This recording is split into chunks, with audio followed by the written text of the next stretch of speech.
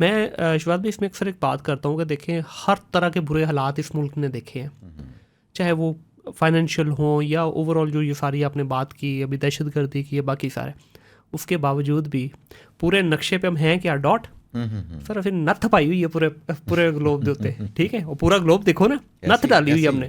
تو اگر اسی ایکسپورٹ والے مال کو یا یہ ڈرین والے مال کو ہم تھوڑا سا کر کے نا سپورٹ کر کے اس کو پراپرلی اس کی ٹریننگ کر کے بھیجیں یہاں سے, سر دیکھیں کیا کر سکتا ہے یہ. پتہ کیا کر سکتا ہے آپ کو شاید پتہ ہو اس کا کہ یہ 80s میں نا یہ کام ہم کرتے تھے, اور اس سے پہلے بھی پاکستان یہی کام کرتا تھا پہلے جی, کہ پاکستان کی باہر کی کنٹریز میں فلپائنس, انڈیا, بنگلہ دیش کی طرح ڈیلز تھیں کہ ہم اتنی جو ہے نا ہیومن ریسورس آپ کو دیں گے, اور وہ پاکستان ان کے ویزے مینیج کرواتا تھا اور یہ ان کی ٹریننگ کرتا تھا, ان کی باقاعدہ سرٹیفکیٹ چیک ہوتے تھے, سب کچھ. تب یہ ہم لوگ کرتے تھے ایکسپورٹ. تو ایک بات یہ ہے کہ اللہ معاف کرے ہمیں لگا ریورس گیئر.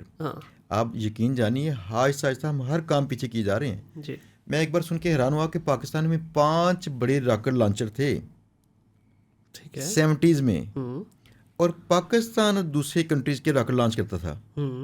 اب ہمیں اپنی مصنوعی سیارے لانچ کرنے کے لیے کسی اور کنٹری کی خدمات چاہیے.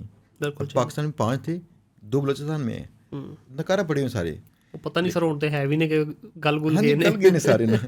اب دیکھیں کہ 70s میں ہم کہاں پہ تھے, آج ہم کہاں پہ ہیں. ہم نے صرف ریورس گیئر لگایا اور کچھ نہیں کیا. اب صورتحال دیکھیے گا, میرے ابا جی کویت میں گئے تھے کوئی 80s کے آغاز میں. ابا جی ہمیں اسٹوریز اکثر بتاتے تھے کویت میں, کہتے ہیں امبیسڈر وہ سے بات کرتے تھے, امبیسڈر بڑا تگڑی چیز ہوتی ہے, بالکل, کہتے باہر اس کی وہ پاکستان کے کمیونٹی کے لیے صدر کی صلاحیت اس کی ہوتی ہے. کہتے ہیں کویت جیسا امیر ملک, وہاں پہ ہمارے حقوق کی کہیں خلاف ورزی کی بھی ہونی تو صرف ایک شکایت لگانی کرنی امبیسڈر کو, پتہ چلنا امبیسڈر صاحب آ گئے ہیں. اور کویتی حکام ڈرتے تھے. میں یہ سن کے حیران پریشان ہو گیا, کیا ایسا تھا؟ کہتے ہیں یس, کبھی ایسا تھا. ہمارا کبھی روب تھا. یہ روب کب ہوتا ہے؟ جب انسان نا اپنا ہنر بیچے, اپنی چیزیں بنا کے بیچے, وہ مال زیادہ اچھا کمائے.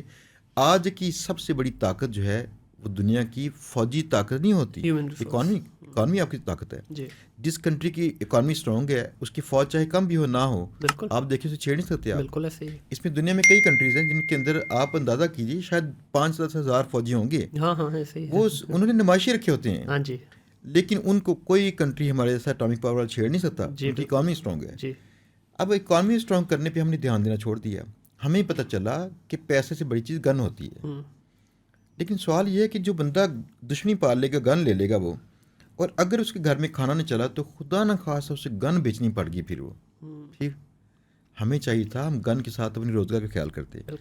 پاکستان میں نا 85% کے پاس آبادی کام کرتی ہے, باقی آبادی کام نہیں کرتی. ایسے ہی ہے سر, یہاں تو بڑا کامن ہے نا کہ ایک بندہ کمانے والا ہے, 10 اس کے پیچھے کھانے والے بیٹھے ہوئے ہیں. تو وہ بھی ایک بڑی وجہ ہے کہ جس کی وجہ سے شاید ہمیں وہ جو کہتے ہیں نا کہ بھوکا پیٹ اور بھرا ہوا پیٹ سر آپ کا بھوکا ہوگا تو سوچیں گے کیا, بڑا کیسے سوچیں گے, ویژن کیسے آئے گا. ویژن والی سائڈ تو ختم کر دی نا ہم نے. اچھا مجھے لگا میری فلاسفی شاید غلط ہوگی. میری فلاسفی یہ تھی, میں موٹیویشنل اسپیکرز کے خلاف تھا. ٹھیک ہے, میری نا تربیت کا آغاز بھی کافی اسپیکرز کے ساتھ ہوا, وہاں رہا. میں نے یہ سارے انداز شروع سے دیکھی آج سے 20-25 سال پہلے سے. اور میرے استاد محترم کی خواہش بھی یہ تھی کہ میں موٹیویشنل اسپیکر بنوں. ان دنوں کی بات ہے. مجھے یہ پسند نہیں تھی فیلڈ, مجھے پریکٹیکل کام کرنا اچھا لگتا ہے. لیکن ہوا یہ, میں اکثر کہتا تھا بھائی اصل موٹیویشن ہے آپ کے اندر کی درد. اگر آپ کو درد ہے وہ جتنی تیز ہے آپ اتنی جلدی بھاگو گے اور جا کے علاج کروا کے آؤ گے. یہ اصل موٹیویشن ہے. کسی باہر سے کسی کے الفاظ سے موٹیویشن ملنے کا اثر آپ کے اوپر عارضی رہ سکتا ہے.